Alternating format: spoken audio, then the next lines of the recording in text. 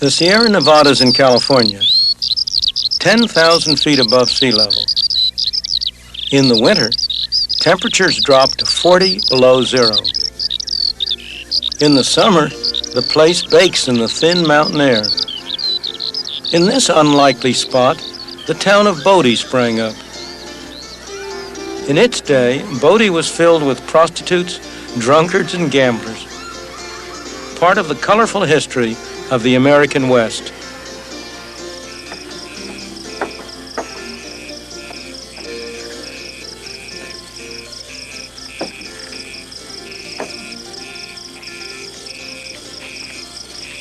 A century ago, this was a town of 10,000 people. What brought them here?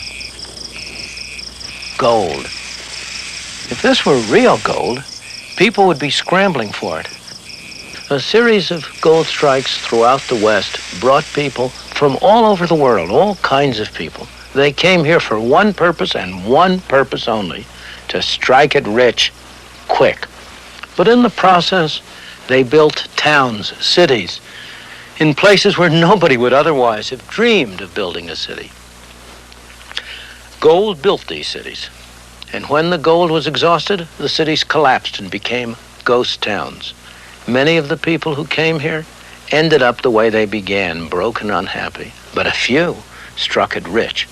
For them, gold was real wealth, but was it for the world as a whole? People couldn't eat the gold, they couldn't wear the gold, they couldn't live in houses made of gold. Because there was more gold, they had to pay a little more gold to buy goods and services. The prices of things in terms of gold went up.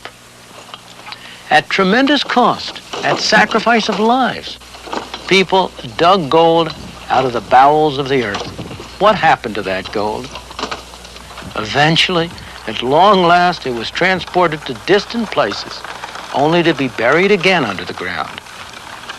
This time, in the vaults of banks throughout the world. There's hardly anything that hasn't been used for money. Rock salt in Ethiopia, brass rings in West Africa, cowrie shells in Uganda. Even a toy cannon, anything can be used as money. Crocodile money in Malaysia, absurd, isn't it? That beleaguered minority of the population that still smokes may recognize this stuff as the raw material from which their cigarettes are made. But in the early days of the colonies, long before the United States was established, this was money. It was a common money of Virginia, Maryland, and the Carolinas. It was used for all sorts of things. The legislature voted that it could be used legally to pay taxes. It was used to buy food, clothing, and housing. Indeed, one of the most interesting sights was to see the husky young fellows at that time lug 100 pounds of it down to the docks to pay the costs of the passage of the beauteous young ladies who had come over from England to be their brides. Now, you know how money is. There's a tendency for it to grow, for more and more of it to be produced, and that's what happened with this tobacco.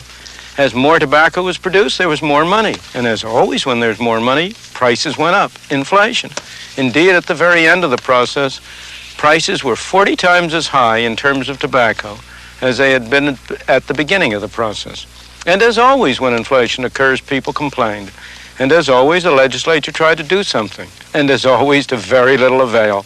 They prohibited certain classes of people from growing tobacco.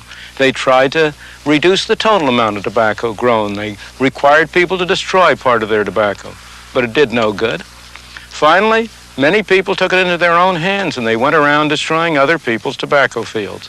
That was too much. And they passed a law making it a capital offense, punishable by death, to destroy somebody else's tobacco.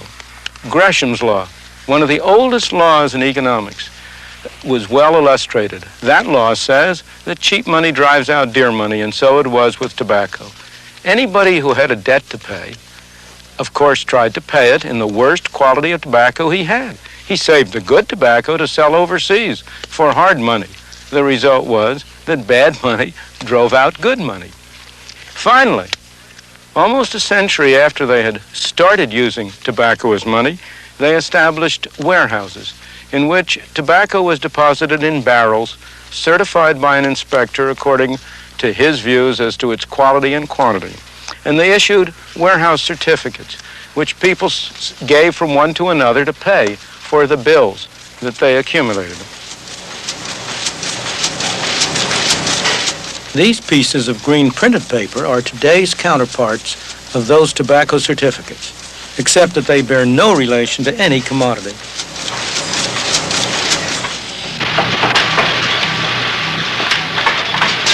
The fact is that most people enjoy the early stages of the inflationary process. Britain, in the swinging 60s, there was plenty of money around, business was brisk, jobs were plentiful, and prices had not yet taken off. Everybody seemed happy at first. But by the early 70s, as the good times rolled along, prices started to rise more and more rapidly. Soon, some of these people were going to lose their jobs. We have got it made. The party was coming to an end. Sha-la-la-la-la-la-la-la. We're on top of the world. Sha-la. The story is much the same in the United States, only the process started a little later. We've had one inflationary party after another, yet we still can't seem to avoid them. How come? Before every election, our representatives would like to make us think we're getting a tax break. And they're able to do it while at the same time actually raising our taxes because of a bit of magic they have in their kit bag. That magic is inflation. They reduce the tax rates, but the taxes we have to pay go up because we are automatically shoved into higher brackets by the effect of inflation. A neat trick. Taxation without representation. The more I work, it seems like the more they take off of me. I know if I work an extra day or 2 extra days, what they take in federal income tax alone is almost doubled because it apparently puts you in a higher income tax bracket and it takes more off you. Bob Crawford lives with his wife and 3 children in a suburb of Pittsburgh. They're a fairly average American family. Don't slam the door, Daphne. Okay. All right. What are you doing? Making your favorite dish. No. We went to the Crawfords' home after he'd spent a couple of days working out his federal and state income taxes for the year. For our benefit, he tried to estimate all the other taxes he had paid as well. In the end, though, he didn't discover much that will surprise anybody. Inflation is going up. Everything's getting more expensive. No matter what you do, as soon as you walk out of the house, everything's going up. Your gas bills keep going up, electric bills, your gasoline. You could name 1,000 things that are going up, but just everything's going sky high. Your food. My wife goes to the grocery store. We used to live on, say, $60 or $50 every 2 weeks just for our basic food. Now it's $80 or $90 every 2 weeks. Things are just, they're going out of sight as far as expense to live on. Like I say, it's getting tough, and it seems like every month it gets worse and worse, and I don't know where it's going to end. At the end of the day, I've spent nearly $6,000 of my earnings on taxes. That leaves me with a total of $12,000 to live on. That might seem like a lot of money, but 5, 6 years ago, I was earning $12,000.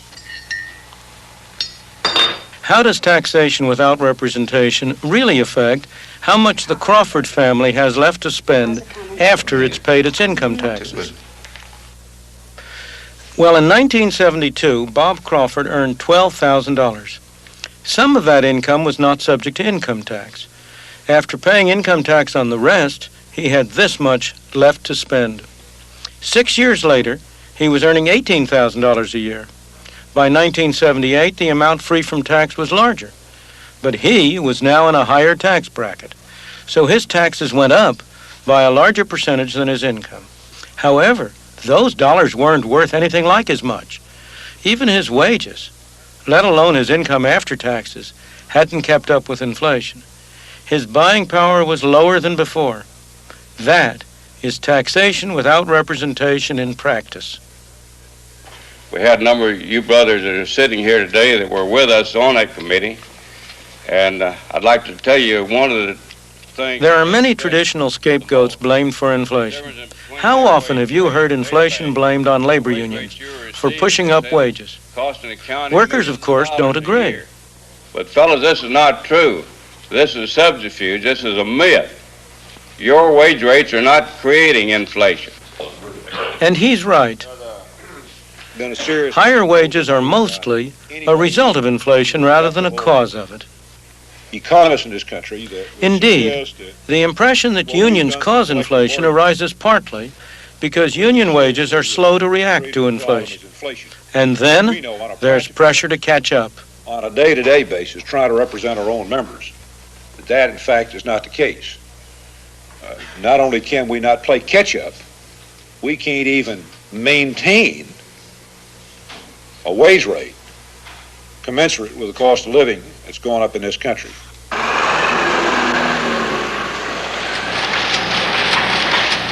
The reason we have inflation in the United States, or for that matter anywhere in the world, is because these pieces of paper and the accompanying book entry, or their counterparts in other nations, are growing more rapidly than the quantity of goods and services produced.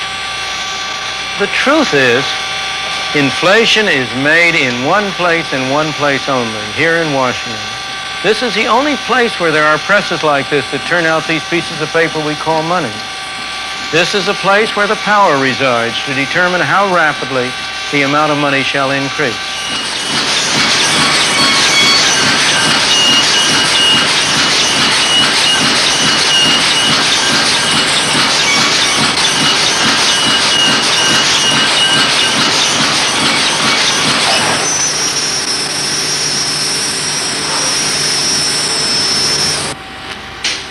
What happened to all that noise?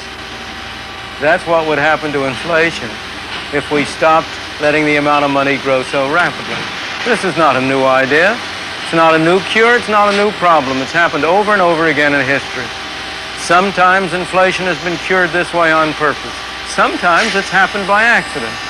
During the Civil War, the North, late in the Civil War, overran the place in the South where the printing presses were setting up, where the pieces of paper were being turned out. Prior to that point, the South had had a very rapid inflation. If my memory serves me right, something like 4% a month.